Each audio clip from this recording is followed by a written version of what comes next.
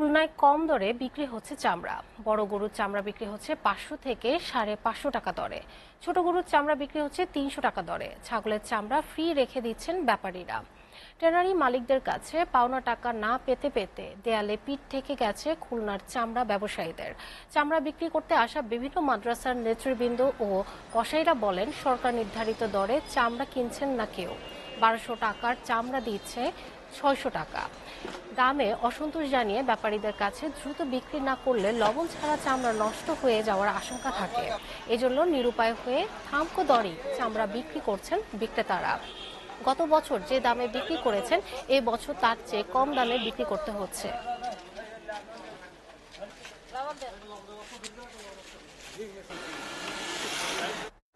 সরকার নতুন দাম নির্ধারণ করে দিলেও খুলনায় কম দরে বিক্রি হচ্ছে চামড়া। আরো খবর জানাতে খুলনা থেকে সরাসরি যুক্ত হচ্ছে সহকর্মী রকিবুল ইসলাম মতি। মতি, আপনার এলাকায় চামড়া সংরক্ষণের লক্ষ্যমাত্রা কত, কি বলছেন ব্যবসায়ীরা? তামিমা, কালকে কুরবানির পর থেকেই কিন্তু চামড়া সংরক্ষণের জন্য বিভিন্ন পদক্ষেপ নিয়েছে ব্যবসায়ীরা।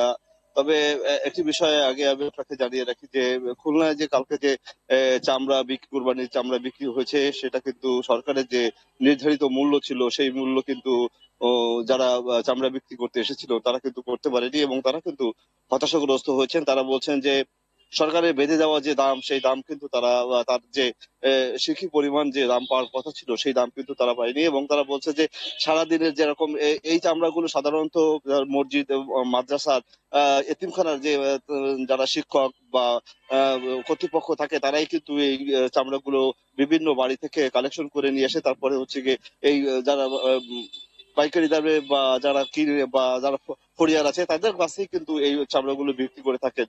তো তারা বলছেন যে এই যারা কালেকশন করেন এরা বলছেন যে আমরা তাদের কালেকশনই আসলে যে সময় বা যে কষ্ট হয়েছে সেই কষ্টের যে টাকাটা, সেই টাকাটা পর্যন্ত কিন্তু তারা চামড়া বিক্রি করে তারা কিন্তু সেই টাকা সংগ্রহ করতে পারেনি। এবং তারা বলছে যে আসলে এরকম চামড়ার দাম যদি কম থাকে তাহলে এরপর পরের বছর থেকে তারা কিন্তু আর এই চামড়া সংগ্রহের জন্য যাবে না। এবং এই যে এই টাকা দিয়ে যে তাদের এতিমখানা বা যেমন লীলা বোর্ডিং খানা যেগুলো চলে সেগুলো চালাতে কিন্তু খুবই কষ্ট হয় বলে তারা এই মাদ্রাসার যারা কর্তৃপক্ষ বা যারা হুজুর আছেন তারা কিন্তু আমাদেরকে জানিয়েছেন।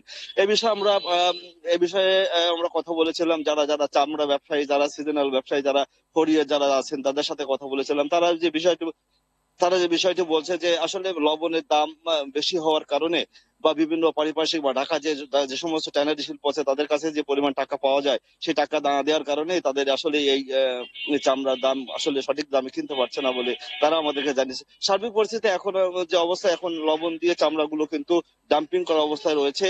এখন এইগুলো প্রসেস করে ঢাকায় হয়তো ট্যানারি শিল্পে পাঠানো হবে বলে আমরা জানতে পেরেছি। এই ছিল তামিমা আমার কাছ থেকে, আমার কাছে খুলনার চামড়ার সর্বশেষ খবর।